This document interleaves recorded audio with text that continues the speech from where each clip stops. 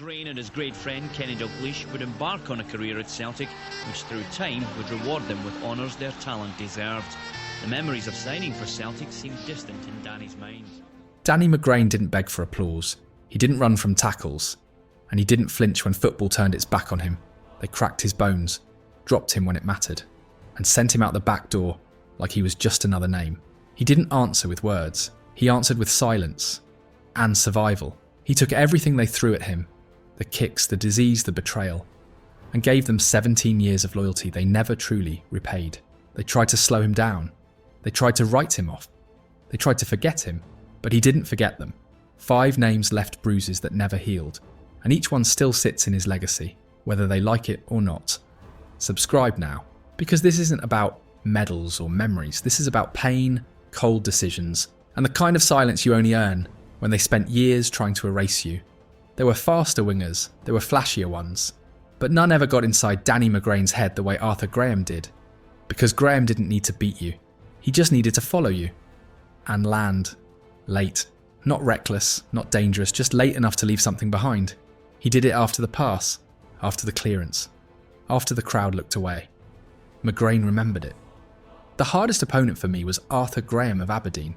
He had this great trick of coming in just after you cleared the ball. That meant I was thinking about him instead of the ball. And for Danny, that was war. Every game, Graham made him second guess his own touch. Every step he made sure McGrain felt him behind. Not once, but over and over. For years. Aberdeen v Celtic wasn't loud, it wasn't bloody. It was quiet torment. Arthur Graham didn't play for the crowd. He played for control. And every time McGrain thought he'd escaped, Graham was already waiting to land that half second late. He wasn't a hammer, he was a shadow. And in Danny's memory, that shadow never left. Davy Cooper didn't fear defenders. He embarrassed them.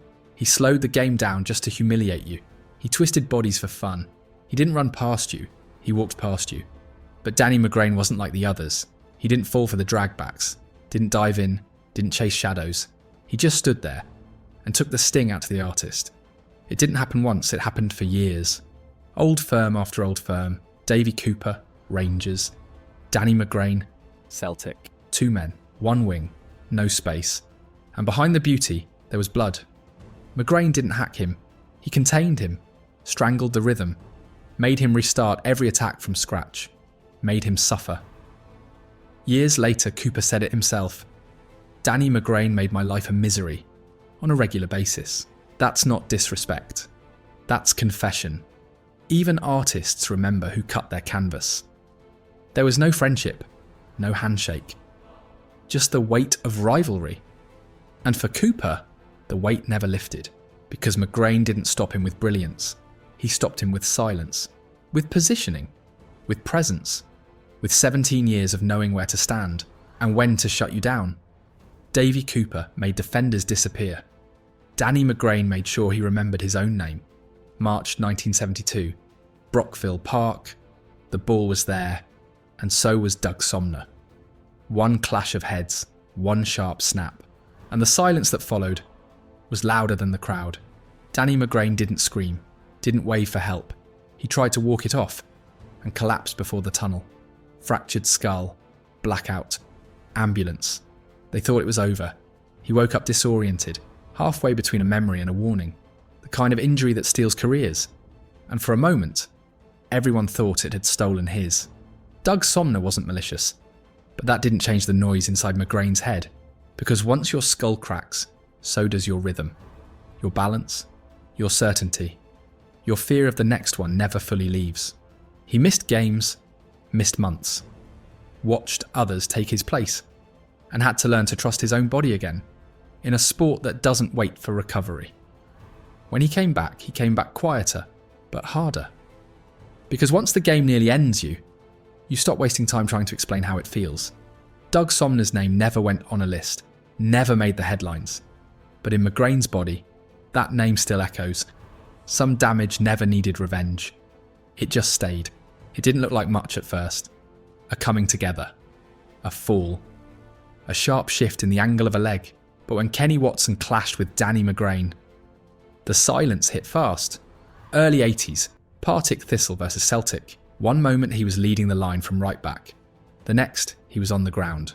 Still. and broken. It was a clean tackle. An accident. Watson wasn't a villain, but that doesn't change what happened next. McGrain's leg was fractured, and just like that, Juventus disappeared. Celtic had a European Cup tie on the horizon, a night that could have become a chapter. But McGrain? He watched it from the stands. He didn't complain, didn't rage. He sat in a suit and watched a younger man fill his space. It's not the pain that lasts, it's the absence.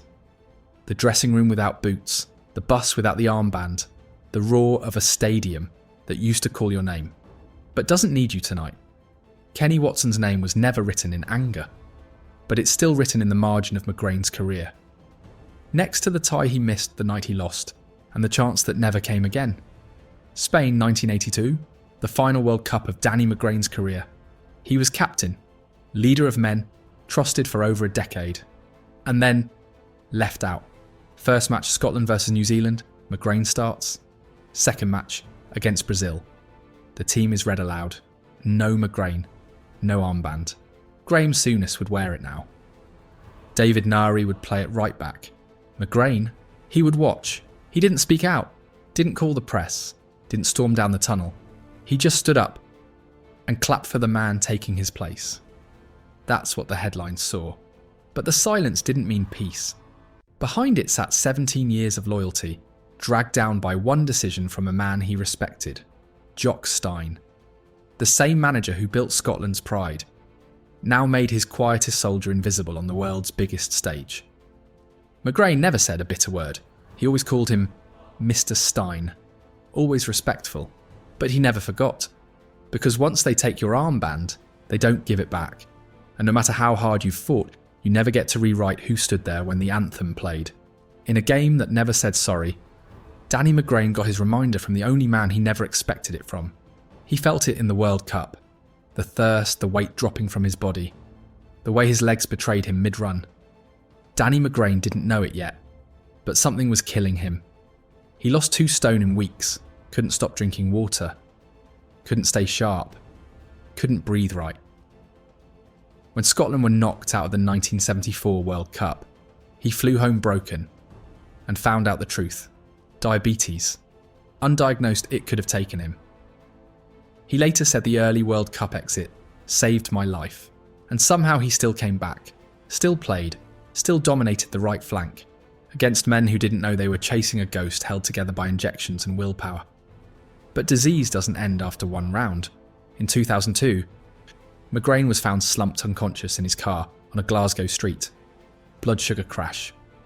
Coma. Police had to revive him on the spot. He later said he was lucky the car never moved. It could have ended lives. Not just his.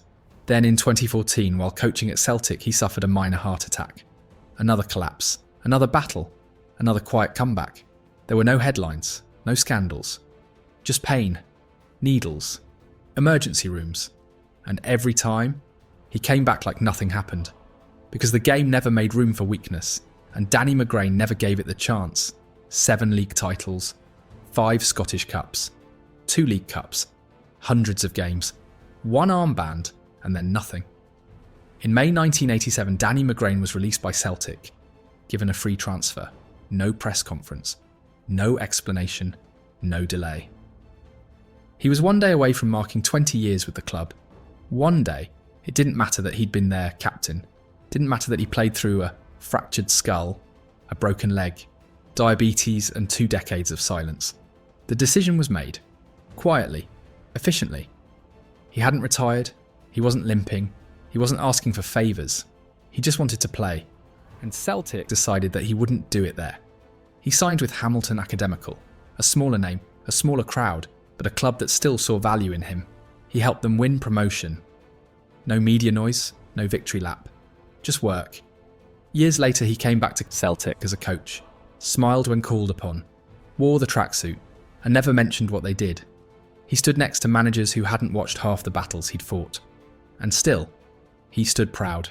But everyone knew, because if Danny McGrain could be shown the door like that, a captain, a survivor, a servant, what chance did anyone else have? He didn't ask for a celebration, but they didn't give him dignity either. Just a line in the papers. And silence.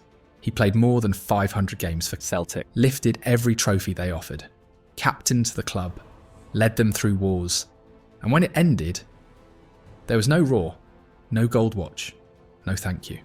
Danny McGrain walked out the back door of Parkhead like a stranger being shown out of a museum built on his bones. There was no stage, no lights, just quiet decisions made behind closed doors. And a silence so sharp, it could only mean one thing.